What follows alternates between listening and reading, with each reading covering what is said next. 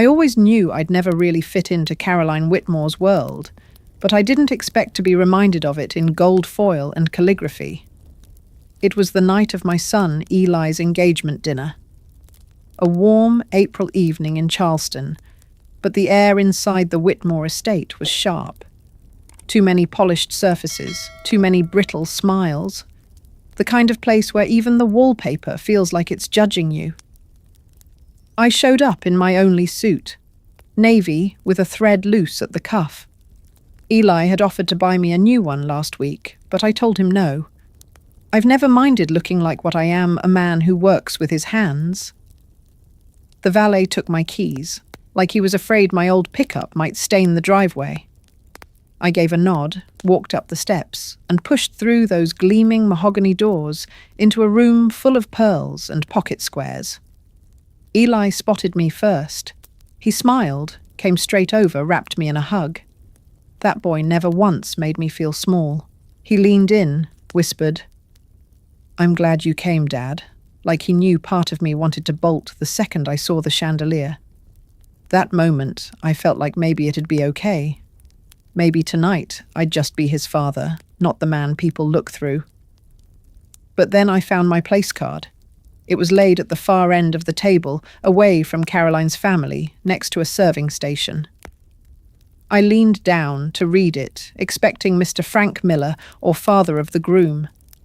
But instead, printed beneath my name in delicate cursive script, manual labor, limited education. I froze. My throat went dry. For a second, I thought maybe it was a mistake, some kind of twisted inside joke. Then I heard it. A quiet snicker followed by a high-pitched laugh. Caroline's cousin leaned in and whispered something to the woman next to her, both of them glancing at me like I was some oddity on display. Her father, Charles Whitmore, lifted his glass and said, "Well, at least he's honest about his resume." The table chuckled, softly, at first, then louder. Polite cruelty disguised as dinner conversation. I stood there for a moment, my hand still on the chair. I wanted to leave. God, I wanted to walk out and never look back. But Eli was watching me from across the room, beaming like he belonged. And I couldn't ruin that for him. So I sat down, swallowed my pride like I've done 100 times before. Caroline took the seat beside me, offered a quick smile that didn't reach her eyes.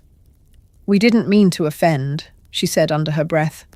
"It's just, my family likes things labelled properly. Labelled properly, like I was a box of canned peaches." I nodded slowly, staring at the crystal water glass in front of me. It was spotless. Too perfect. I suddenly felt every callus on my hand, every stain I couldn't scrub out of my fingers from years of roofing drywall, pouring concrete in summer heat. Dinner dragged. Her uncle kept asking Eli about future investments, throwing around terms like social capital and exit liquidity like they were appetizers. No one asked me a single thing, not even how I was doing. I could have been a waiter in a wrinkled suit, and no one would have blinked. The worst part, Eli didn't notice. He was too busy smiling, too proud, maybe too in love. And I didn't blame him. Not yet. But near the end, Charles stood to toast. Glass in hand, he said to Eli, a fine young man who rose above his beginnings. "We're proud to welcome him into our family." Then he looked at me long and slow, and to Mr. Miller, who clearly did the best he could. There it was. Not just the dig, the message. "You're not one of us. You never were." Everyone laughed politely. I didn't. I kept my eyes on the table, counted the seconds it took to breathe evenly. That's something you learn in construction, how to stay steady when everything's about to fall. What I didn't know, what none of them knew, was that Eli had caught the toast on video. There's something you should know about me. I didn't always live small. I was raised just 10 miles north of Charleston in a big yellow house with a wraparound porch, and a father who believed silence was strength. We had money, but not the kind you talk about out loud. the kind that came with land deeds and family names etched into granite on courthouse benches. But I left that life a long time ago. Or maybe it left me. The day Eli was born, I was 29, and already tired of trying to earn respect from a man who thought being a carpenter made me disposable. My father called me a waste of bloodline when I told him I'd dropped out of engineering school to start my own framing business. Said I'd embarrassed the Millers. Told me not to come back until I had a degree or a suit. He died before I had either. Eli's mother, Jenny, left when he was 3. Said I was too small town, too slow. Truth is, I think she just couldn't handle the grind. Raising a kid on grit and drywall isn't glamorous. She left a note and a check for $200. That was the last we ever heard from her. I never told Eli that. As far as he knew, she moved far away. Maybe part of me wanted to protect her memory for him. Or maybe I didn't want him to think he came from nothing. But he didn't. He came from me. I took every job I could after she left. Framing houses in the summer, patching roofs in winter. Fixed water heaters, laid tile, even pressure-washed driveways for tips. Never once missed a parent-teacher conference. Never once let him see how close we came to losing that rental house with the leaky back door. Some nights I'd come home so exhausted, I'd eat dinner standing up, boots still on, afraid if I sat down, I wouldn't get back up. He'd be at the table with his little workbooks, asking me to check his spelling. I always said yes, even when I couldn't feel my legs. One time when he was 8, he asked me, "Dad, if you're so good at fixing things, how come we don't have more stuff?" I laughed, but later I cried. I didn't want him to grow up thinking love came with receipts. The truth is, I had chances. Offers from bigger firms. A position managing luxury builds out in Mount Pleasant. But they always came with strings, travel long hours, leaving Eli with neighbors or strangers. I couldn't do that. Not when he looked at me like I was the whole damn sky. And it wasn't all hard. We had rituals. Pancakes every Saturday, car shows in the fall, fishing at that run-down dock by the marsh. He'd fall asleep in the truck on the way home, and I'd just sit there motor running, not wanting to move, not wanting to miss a single second of it. Back then, I thought I was raising him. What I didn't see was that he was rebuilding me. When he turned 16, I caught him studying at 3 a.m., eyes bloodshot, whispering equations to himself like they were magic spells. Said he wanted to get into a school where you don't have to explain why your dad works with nails instead of spreadsheets. I never asked where that pressure came from. I knew. The night he got his scholarship letter, he handed it to me before opening it. Said, "You earned this first." God, I was proud. Scared too. Worried he'd leave and become someone who saw me the way my own father once did. But he didn't. Not once. He came home every break. Helped me on small repair jobs just to hang out. Said it helped him think. He built his own computer from scratch in our garage one summer, surrounded by sawdust and extension cords. I didn't understand a thing he was doing, but I watched pretending I did. Then came the whispers. After graduation, he took a job with some startup out of Charlotte.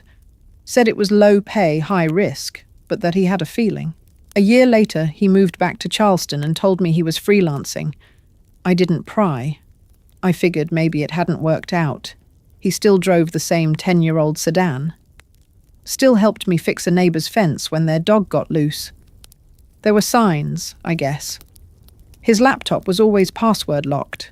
Sometimes I'd wake up and find him on calls at 2 a.m. He didn't complain about money anymore.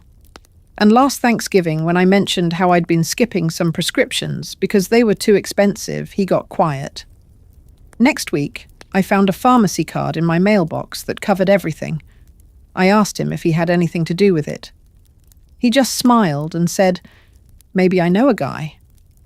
Looking back, I think he was waiting, watching, testing if the world he was building could hold up against the one we came from. If the people in Caroline's life could look past the dirt under my fingernails and see the man who raised him. They couldn't, but here's the thing they didn't know, and maybe Eli did. You don't teach strength with lectures or legacy. You teach it by getting up at 4 a.m. in a cold trailer, putting on steel-toed boots, and going to work even when the roof leaks and your back feels like it's breaking. You teach it by showing up. I never made it to Wall Street, but I damn sure made it to every science fair, every parent meeting, every graduation. And that boy, turned into something real. They thought I was just the man who fixed gutters. But they didn't know I also helped build an empire. One late night, one spelling test, one sacrifice at a time, and that empire. It was about to rise. The morning of the wedding rehearsal, I woke up with a knot in my chest. I told myself it was just nerves. That maybe once we got through this part, the awkwardness would settle, the Whitmores would ease up, and I'd finally stop feeling like a tool belt at a black tie gala. Eli was calm, maybe too calm. He brewed me coffee just the way I liked it, extra strong splash of milk, and made small talk about the venue, the seating chart, the jazz trio they'd hired. He even cracked a joke about how I'd probably be the only one in the room who'd installed a garbage disposal with their bare hands. I laughed, but it felt tight, like my ribs were trying to hold something in. The rehearsal was held at St. Catherine's Chapel, a towering white church with marble floors that echoed every footstep like a judgment. Caroline's side filled 3 pews with matching dresses, pastel scarves, and voices that never dropped below a whisper. I sat alone. Near the back, no one sat beside me, not even Eli. He was up front, standing next to Caroline, nodding at instructions from the officiant, while the Whitmores pointed and gestured and suggested rearrangements. At one point, her mother insisted the photographer take a few less candid shots near the groom's side, claiming lighting issues. But I knew what it meant. They wanted me out of the frame, out of their picture-perfect fairy tale. I didn't say anything, but something was shifting, quietly. After the final run-through, everyone gathered in the reception hall next door. A glittering place with chandeliers that probably cost more than my entire retirement fund. I stood near the bar, nursing a glass of ginger ale, watching the crowd swirl around me like I was furniture. Caroline walked by with her bridesmaids, all polished smiles and champagne. I heard her before I saw her pause. One of the girls asked, "So, who's that man near the doors? Is he a contractor or something?"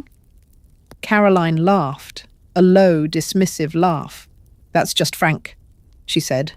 "Eli's background noise. The man who taught him how to use a wrench, I guess." They laughed, loud enough for me to hear. I felt heat rise up my neck. I turned away, set my glass down. My fingers were trembling, not with shame, but with something sharper. Then I saw Eli. He was standing across the room, half-shadowed, behind a column, eyes locked on me. He'd heard it too. He didn't smile, didn't wave, just nodded once. Later that night, as we pulled up to the house, Eli didn't cut the engine right away. We sat there in the dark engine, humming Porch, light flickering like it knew something was coming. He finally spoke. "Dad, you know I've always tried to give people a chance, even when they don't deserve it." I nodded. "That's your mother in you." He smirked. "Maybe. But today, that line, that was it." I waited. He didn't finish the thought. Just got out of the car and walked up the steps. The next morning, the day of the wedding, I woke up to find Eli gone. No note, no text, no suit laid out. Just a cold mug of coffee and silence. I tried to call. It went to voicemail. 10 o'clock came. 11. Noon. The ceremony was scheduled for 4. I got dressed anyway. Put on the same navy suit, adjusted the same stubborn cuff. But deep down, I knew something had broken. At 2:12 p.m., I got a text from Eli. "Not happening, I'll explain soon." You were right. No context, no directions. Just those few words that said more than anything else had in weeks. I exhaled, slow, steady, and strange. Half of me was heartbroken, the other half relieved. He hadn't lost himself in their world. He'd seen it. Finally. Clearly. At 6:47 p.m., long after the Whitmore estate was supposed to be echoing with music and applause, Eli walked through my front door, in jeans, a hoodie, and a look I'd never seen on him before. Not angry, not defeated, focused. He handed me a USB drive and said, "You need to see this." It was a recording from the rehearsal hall. Security camera footage. Caroline and her friends at the bar mocking. Her father handing an envelope to someone in a suit. A whisper about making sure the prenup gets signed. Eli sat down beside me and spoke evenly. "I never signed it, Dad. I pretended to. But I had my own attorney look it over months ago. You think I'd trust them?" After the first dinner, I looked at him, my boy, my son, and realized I'd underestimated him. Not in what he could achieve, but in how deeply he'd learned to watch, to wait, to strike when it mattered. "What are you going to do now?" I asked. He didn't blink. "Everything they tried to take, I'm going to show them it was never theirs to hold. And I'm going to do it for you." Monday morning arrived like a storm you feel in your bones before the sky turns dark. I was still in my robe pouring coffee when Eli walked into the kitchen, not in his hoodie or jeans, but in a tailored grey suit I'd never seen before. Crisp shirt, cufflinks, no tie. Just enough to look like the kind of man who doesn't need to impress anyone because he already knows exactly what he's doing. I looked him over. "You got a meeting?" He sipped the coffee I'd just poured. "Yeah, with Caroline's father." I raised an eyebrow. "You sure that's smart?" Eli smiled, tight sharp. "It's overdue." He handed me a folder, thick, heavy, tightly organized tabs labeled with things I'd only half understand. Asset map, shell transfers, silent holdings, acquisition pipeline. "I want you to see something," he said. I opened the folder. Inside were spreadsheets, emails, copies of contracts. But what hit me hardest wasn't the numbers, it was the name. Whitmore Harrison Ventures, LLC. Beside it, E. Miller Holdings, 49%. I looked up at him. "You own part of their company?" He nodded. "Have for a while. The Whitmores made the mistake of trying to expand last year. Caroline's father took out a string of private investments to cover some failed real estate deals. Quiet ones, discreet. But he didn't vet where the money was coming from." I sat down. Hard. Eli kept talking steady and quiet, like he'd rehearsed this 1,000 times in his mind.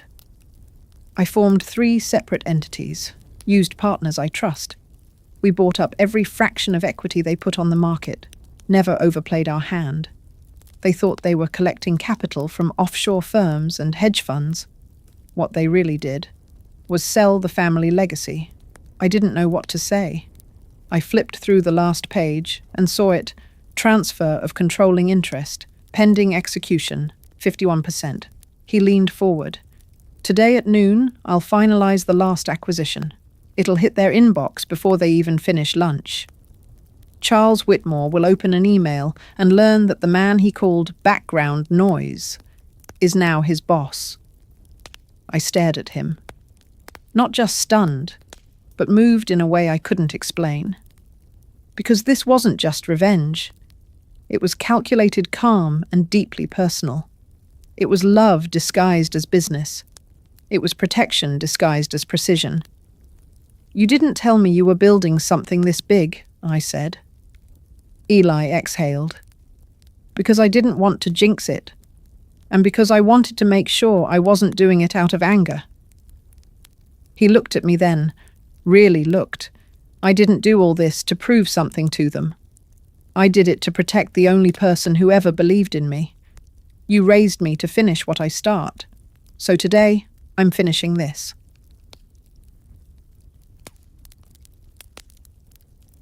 At 11:55 a.m., we pulled up to Whitmore Harrison's downtown headquarters. Glass building, security cameras, polished lobby, the kind of place where receptionists don't smile unless your last name's on the door. People glanced up as we entered. One of Caroline's uncles, Elliot, froze mid-conversation. His face went pale, like he'd seen a ghost carrying a briefcase. Eli ignored him. Walked straight to the conference room. The board was already assembled. Caroline's father at the head of the table. Her mother beside him flipping through papers. 2 legal advisors murmuring in the corner. Charles looked up, saw us, and laughed short and dry. Well, the ghost returns. Eli didn't flinch. I'd say it's more of a resurrection. Charles waved toward a chair. Let's not waste time. What do you want? Eli placed a thick envelope on the table to inform you that as of 12:01 p.m., I now hold majority ownership in Whitmore Harrison Ventures. Everyone froze. For a moment, no one even breathed. Charles frowned. You're bluffing. Eli slid the folder forward. Fully legal, fully documented. Verified by corporate counsel. Charles ripped open the folder. His face drained as he read. His hand started to shake. This is some trick. You manipulated the market. This is illegal. No, Charles. It's capitalism, Eli said calmly. You floated your pride on risky deals. I bought your consequences. Caroline's mother rose from her chair, eyes wide. You can't just walk in and take over. I didn't walk in today to take over, Eli said, voice sharp now. I've been in control for weeks. I just waited for the perfect time to show you. He turned to the board. Effective immediately, I will be assuming the role of executive chairman.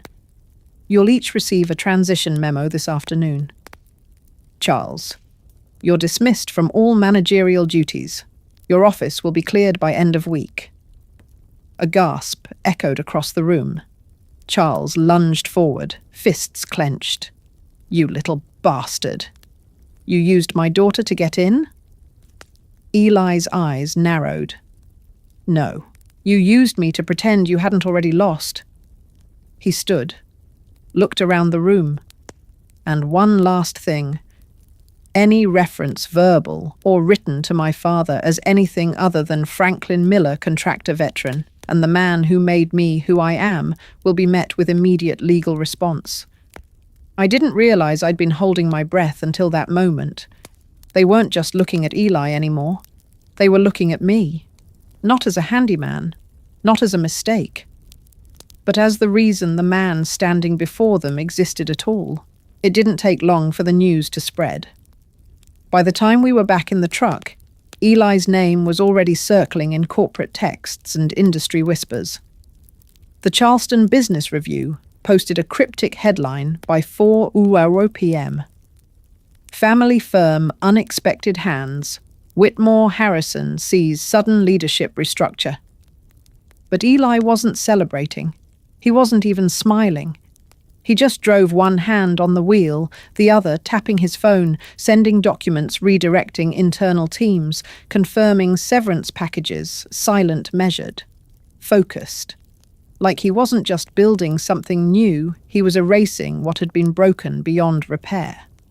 Later that week, the Whitmores were summoned to the downtown office one by one. First Charles, then Caroline's brother, then her mother. Each received the same cold, formal letter. Your services are no longer required, effective immediately.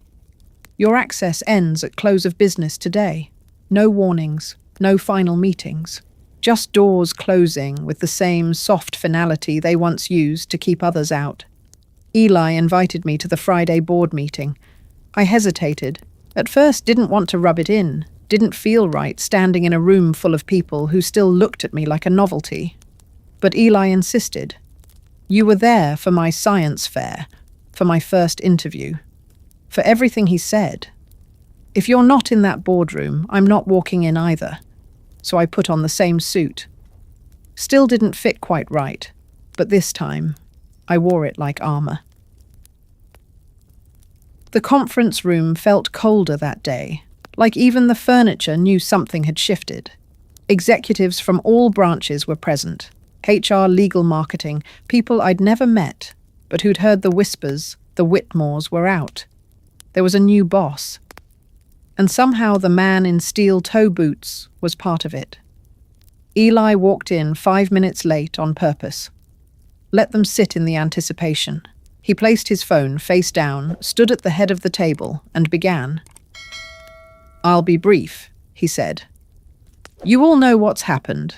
I've assumed controlling interest, and with it, the responsibility to redefine what this company stands for."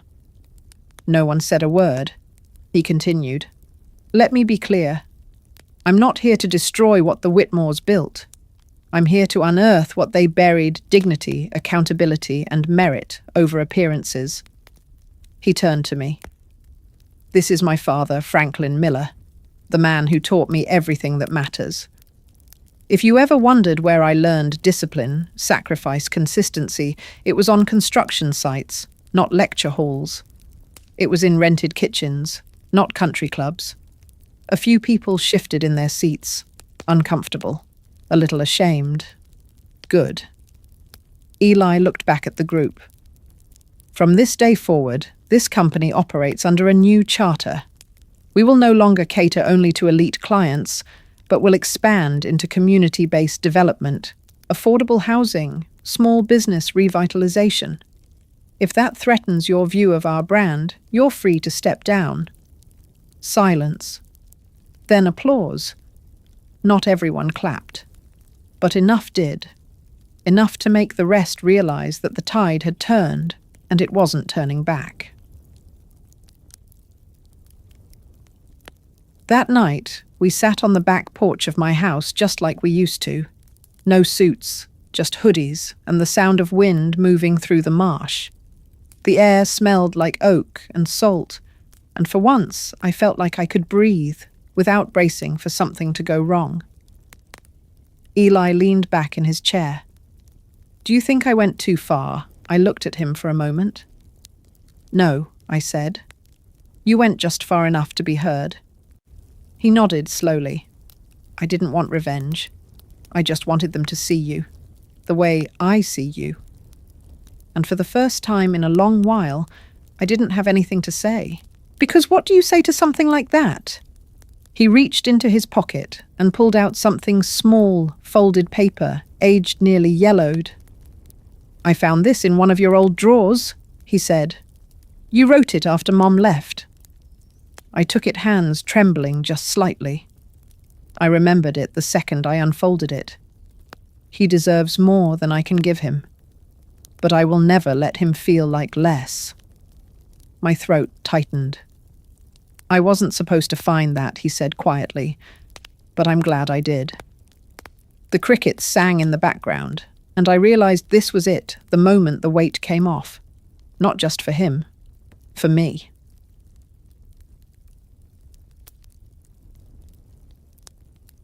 The next morning, Eli published a statement online. I was raised by a man the world calls blue collar. But to me, he was never anything less than gold. This company moving forward will honor the working class not just as customers, but as creators. The post went viral. Within hours, messages poured in. Contractors, single parents, veterans, young entrepreneurs. People who had always been looked over, spoken down to, left out of the conversation. They finally saw themselves in something bigger than the margins. And for once, the spotlight wasn't just on a success story. It was on where that story began. It was 2 weeks after the takeover when the knock came. A soft, almost hesitant knock. Not the kind that demanded to be answered, the kind that hoped to be. The sky outside was bruised purple rain, trickling down the window pane like it couldn't decide whether to pour or hold back. I was on the couch, flipping through an old photo album, Eli's third-grade science fair, the rusty truck we built together, his first pair of glasses, crooked and proud. Eli opened the door. And there she was, Caroline. Her hair was soaked, clinging to her cheeks. Her mascara had surrendered. She clutched a designer handbag, like it was the only thing left tying her to the life she used to live. Her eyes, swollen and red, locked onto Eli's, and for a moment time just paused. "Eli," she whispered. He didn't move, didn't speak. She stepped forward. "Please. I just need to explain. I made a mistake." Behind her, the driveway was empty. No driver, no umbrella. Just her and the rain and the silence between them.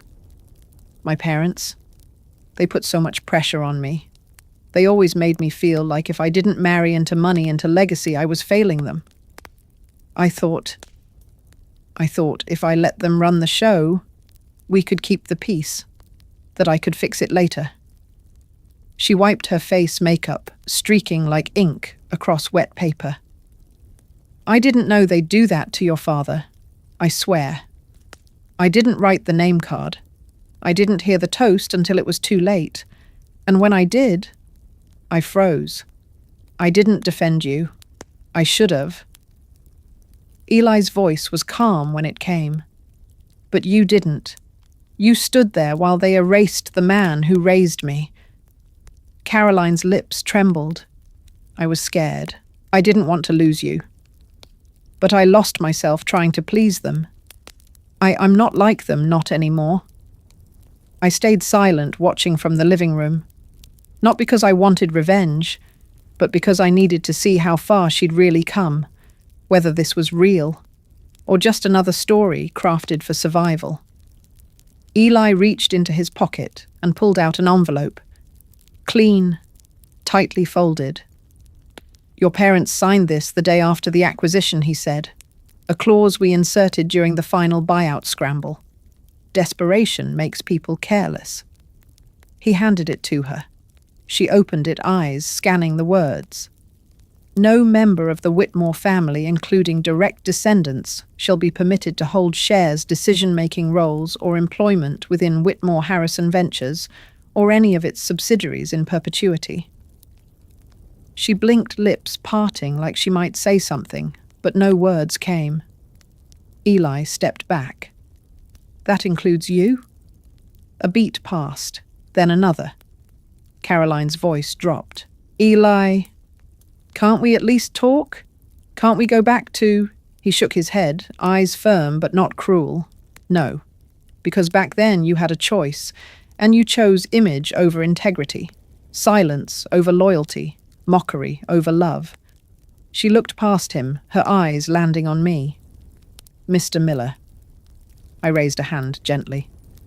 "You're not sorry for what you did," I said. "You're sorry for how it turned out." She froze. There it was. The truth, raw and unpolished, hanging in the air like mist.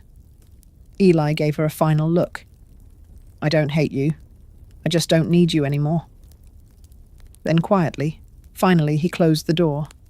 Softly, but completely.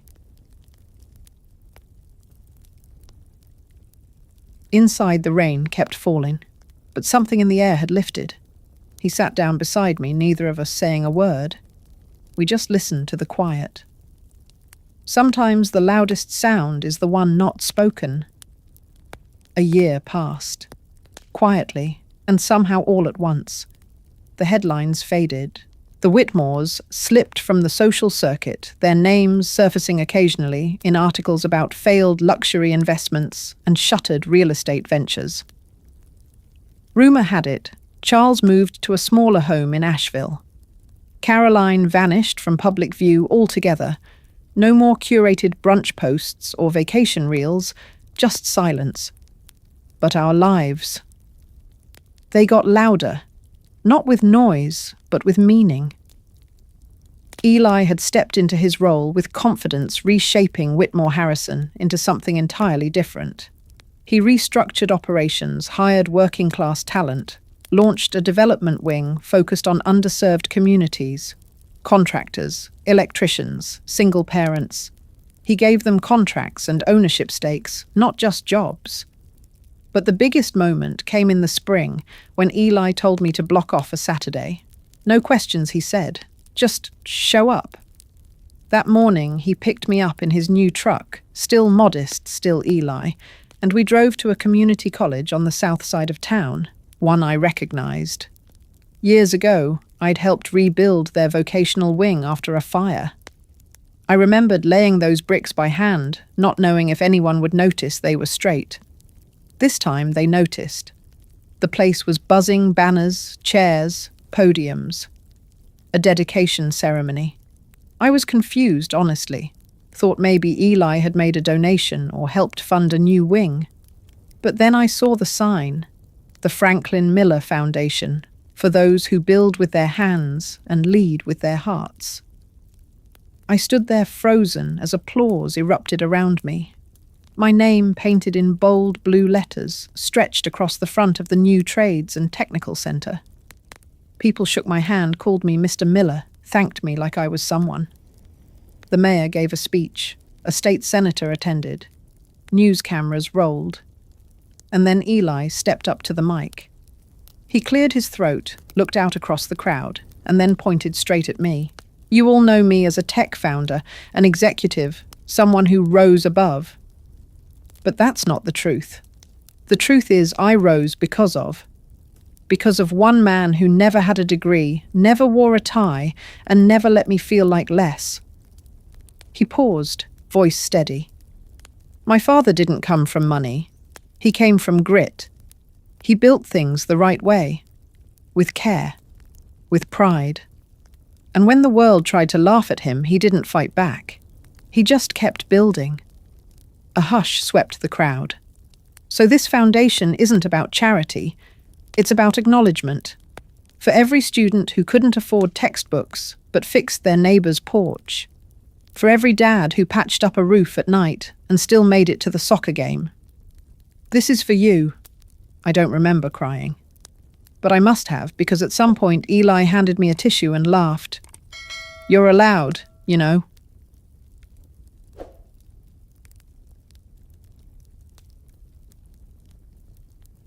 That night we sat on the same porch we always did. The stars looked closer somehow. I never expected any of this, I said. Eli leaned back. That's because you were too busy making it possible. I smiled. Do you really think I deserve all this? He turned to me, serious. You earned it long before I ever signed a contract. And that's when I realized the real revenge wasn't in taking down the Whitmores. It was in rising so far above them that they couldn't even see us anymore. Sometimes the people the world overlooks are the very ones who hold everything together quietly without fanfare. This story isn't just about revenge or power. It's about what happens when dignity refuses to be silenced and love shows up not in grand gestures, but in years of unrecognized sacrifice. It reminds us that self-worth isn't measured by degrees or dollars, but by how we carry ourselves in the face of cruelty, how we protect those we love, and how we choose truth over appearance. Many of us have sat at tables where we weren't welcome, swallowed disrespect to keep the peace, or stayed silent when we should have spoken. But silence, too, is a choice, and so is reclaiming our voice. This story urges us to reflect. Who are we letting define our worth? Are we building a life that honors who we are, or are we performing for people who wouldn't show up for us when it mattered? Justice at its core isn't just about punishing wrong. It's about restoring what was rightfully denied respect, legacy, and the ability to walk away whole. If this story stirred something in you, if you've ever been underestimated or had to rise from quiet hurt to quiet strength, share your thoughts in the comments. Your voice matters here. Hit like if the message resonated and subscribe so you never miss another story that speaks to the heart and the human condition. Until next time, take care of your worth, and may your peace be louder than their applause.